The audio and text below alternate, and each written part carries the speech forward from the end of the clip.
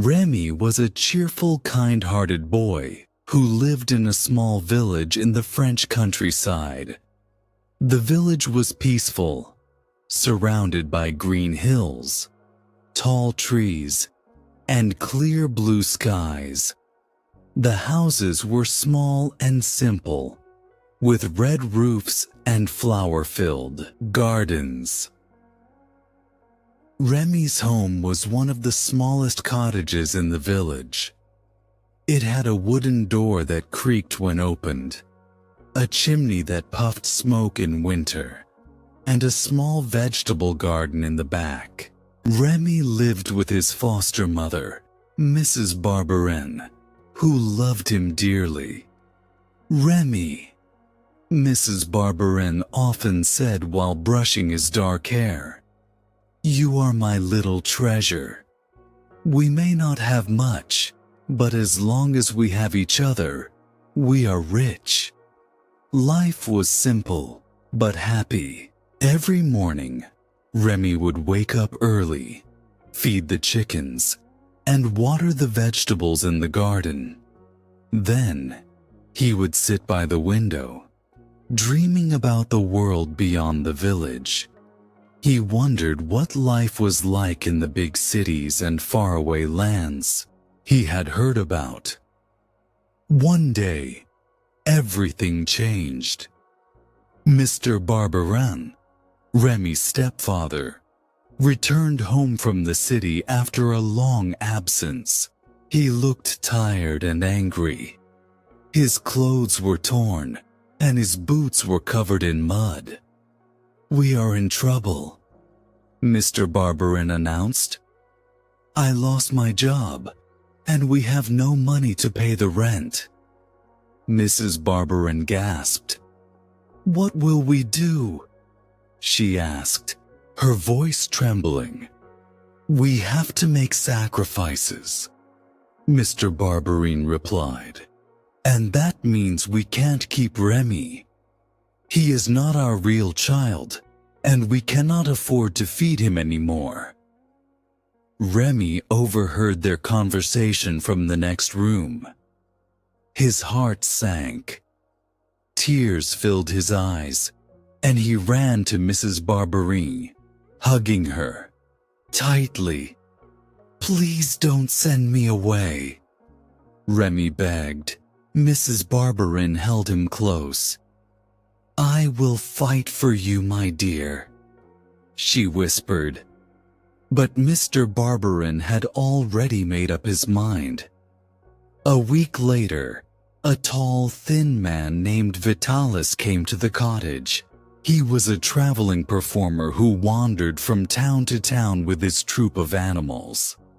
Vitalis wore a long coat, a red scarf, and a wide-brimmed hat.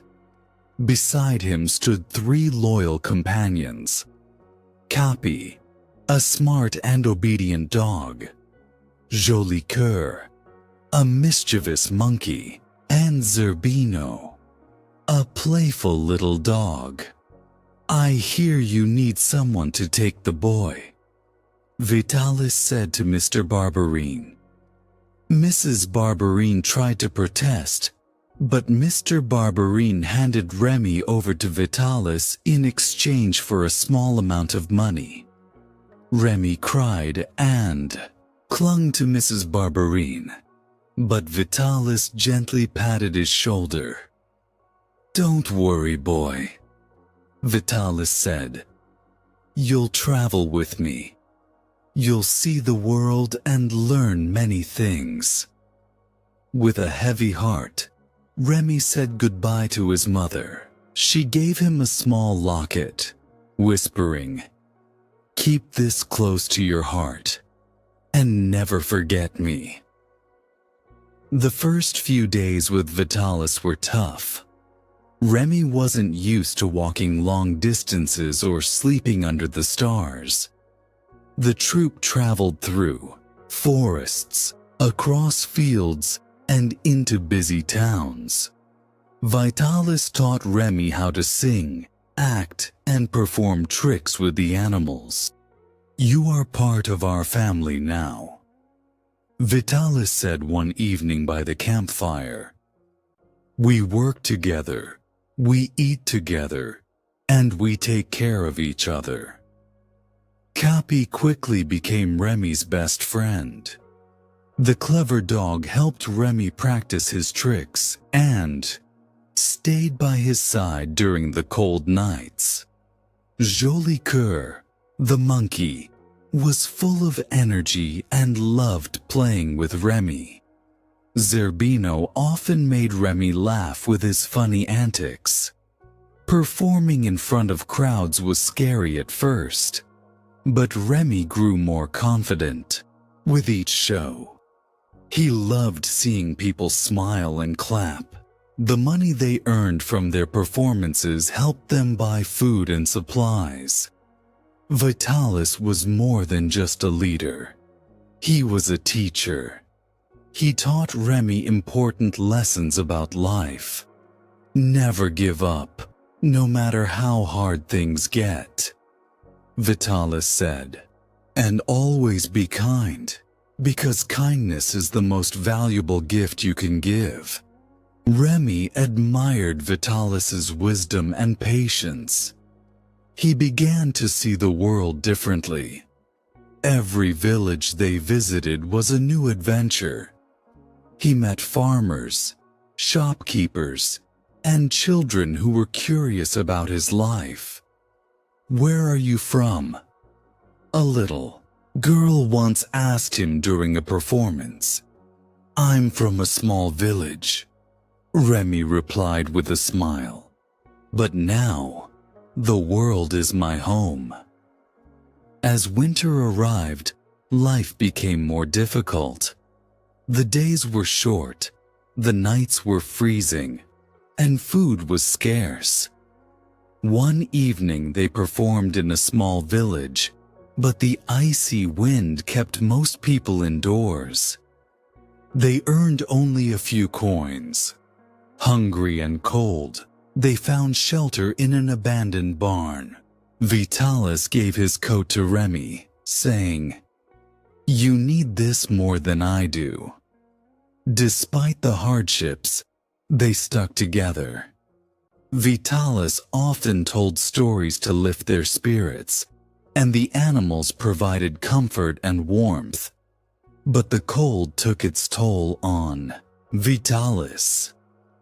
His health began to deteriorate, and he grew weaker each day. One snowy morning, Vitalis sat down under a large tree and said, "Remi, my boy, my journey ends here, but your journey must go on." Remi's eyes filled with tears. "Don't leave me," he begged. Vitalis smiled weakly. "You are strong and brave. Remember everything I taught you." That night, Vitalis passed away peacefully. Remi buried him under the tree and placed a small stone to mark his grave. He promised to honor Vitalis's memory by living with courage and kindness. Alone but determined, Remi continued traveling with Capi, Joli Coeur, and Zerbino. They performed in towns and villages, earning just enough to survive. One day, while performing near a river, Remi met a kind woman named Mrs. Milligan and her son, Arthur. They lived on a beautiful boat called the Swan and traveled along the rivers of France. Arthur, who used a wheelchair, loved watching Remi's performances. "You're amazing," Arthur said, clapping his hands. Mrs. Milligan invited Remi to stay with them. "You're a talented boy," she said. "You deserve a safe and happy home." Life on the boat was wonderful. Remi became close friends with Arthur, and Mrs. Milligan treated him like family. One day, while cleaning the cabin, Mrs. Milligan noticed Remy's locket. "Where did you get this?" she asked, her voice trembling. "My mother gave it to me," Remi replied. Mrs. Milligan opened a drawer and took out a similar locket. "This belonged to my lost son," she said. "Could it be?" After comparing the lockets and sharing stories, they realized the truth. Remi was Mrs. Milligan's long-lost son.